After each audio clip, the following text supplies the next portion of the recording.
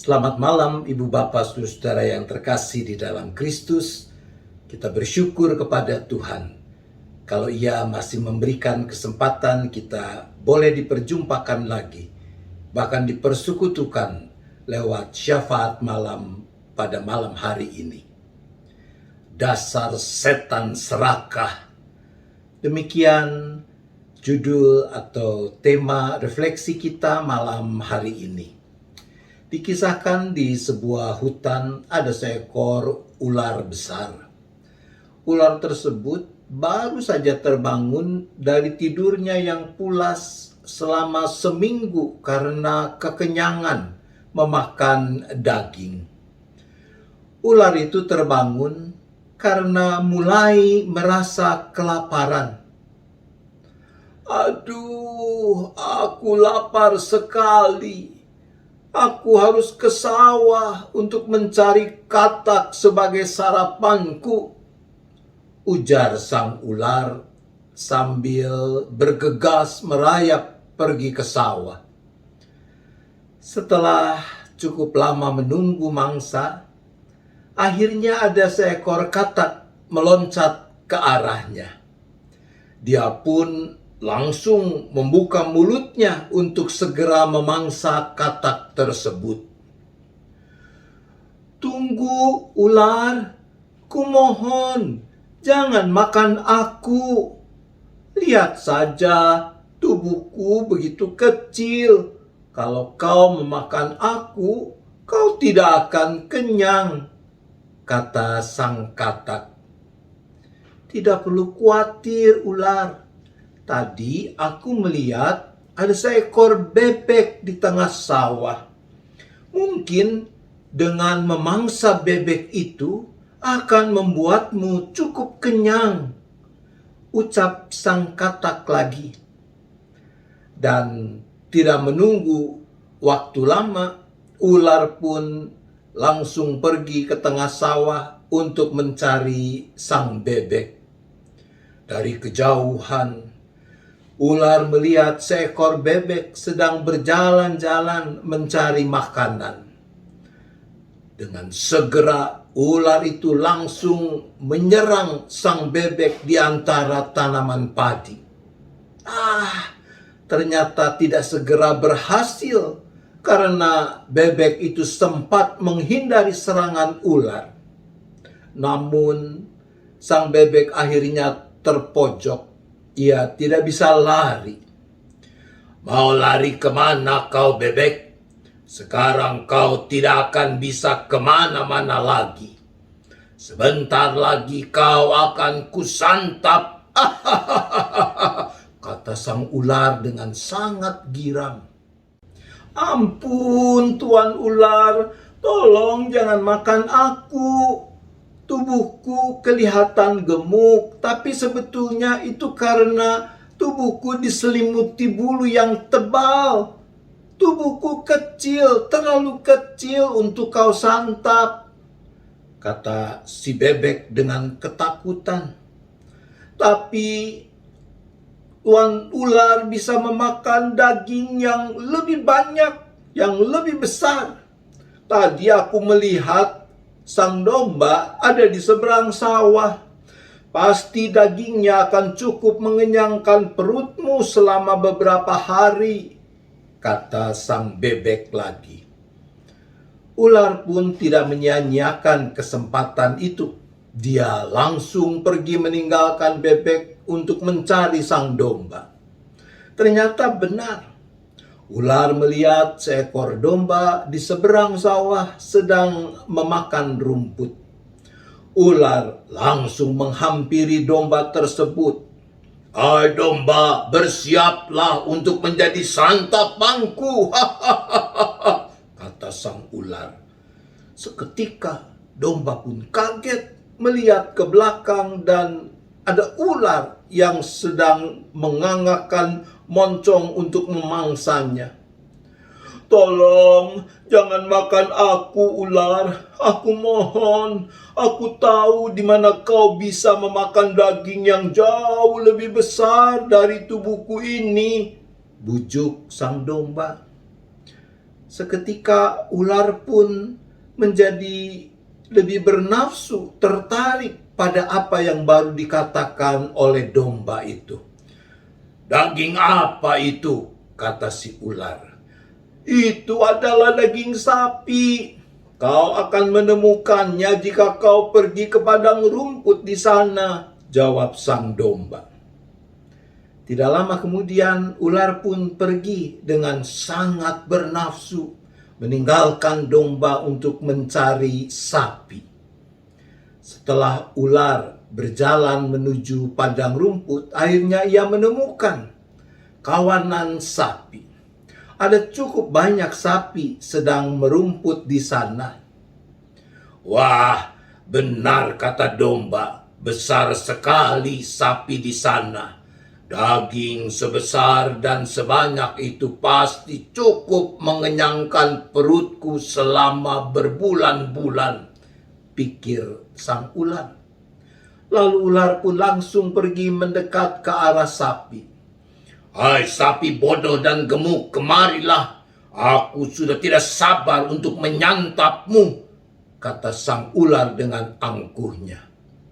Apa aku tidak salah dengar? Kau ingin memakan kami? Baik, tapi coba makan ini dulu, kata sang sapi sambil mengajak kawanannya untuk menyerang ular.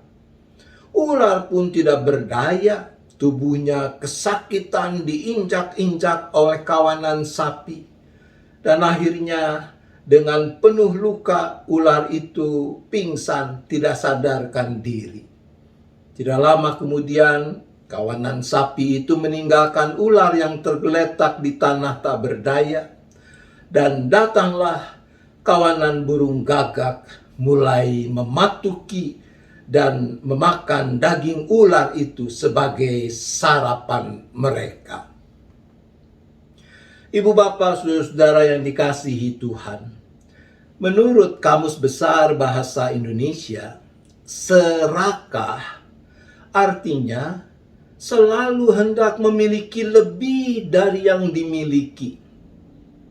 Karena itu padanannya adalah loba, tamak, rakus. Di zaman sekarang ini bujukan menjadi sosok yang serakah makin merajalela. Dimanapun orang berada dalam bidang apapun, rayuan keserakahan menanti untuk menerkam. Orang yang serakah tidak bisa puas dengan apa yang telah dimilikinya. Bahkan tega melakukan hal tercela hanya untuk memuaskan keinginannya yang celakanya tidak pernah terpuaskan itu.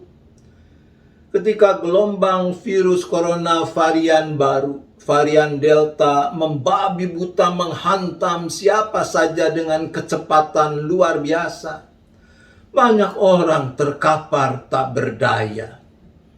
Obat-obat tertentu, oksigen menjadi kebutuhan mendesak. Memang sih hukum pasar mengatakan makin tinggi permintaan, makin sedikit ketersediaan barang, makin tinggi nilai jualnya. Tapi sungguh biadab, seakan bukan manusia kalau ada orang-orang yang secara sengaja menahan obat dan kelengkapan tabung oksigen demi mendapat keuntungan berlipat. Dan dalam kenyataan bukankah itu yang sedang terjadi di tengah masyarakat?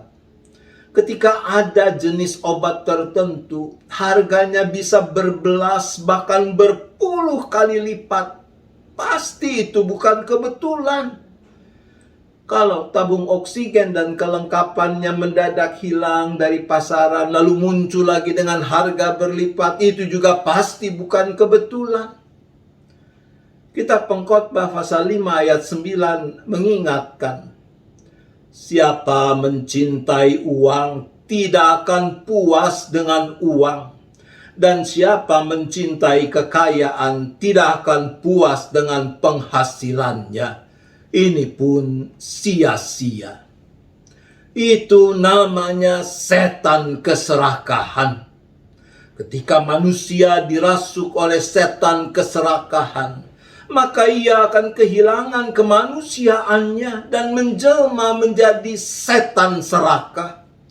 Dia akan menjadi seperti singa mengaum-ngaum, mencari dan menerkam siapapun yang dapat dimangsanya.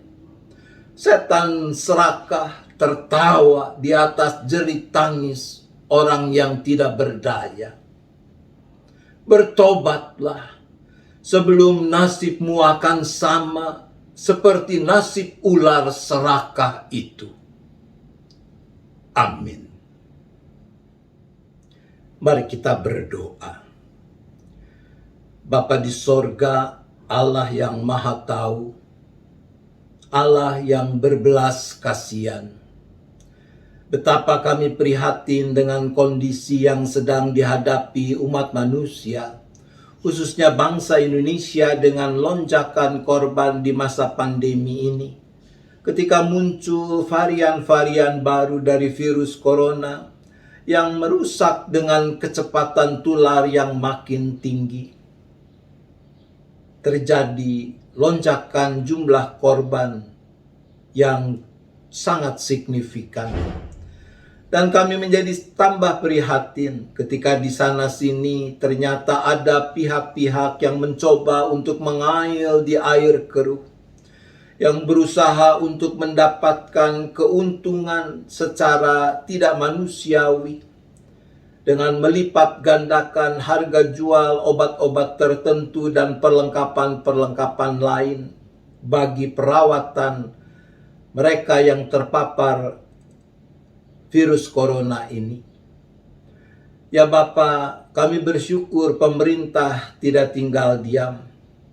Maka kiranya Engkau yang boleh terus meneguhkan pemerintah untuk dapat menindak tegas, mengambil kebijakan yang setepatnya mengatasi situasi yang seperti ini.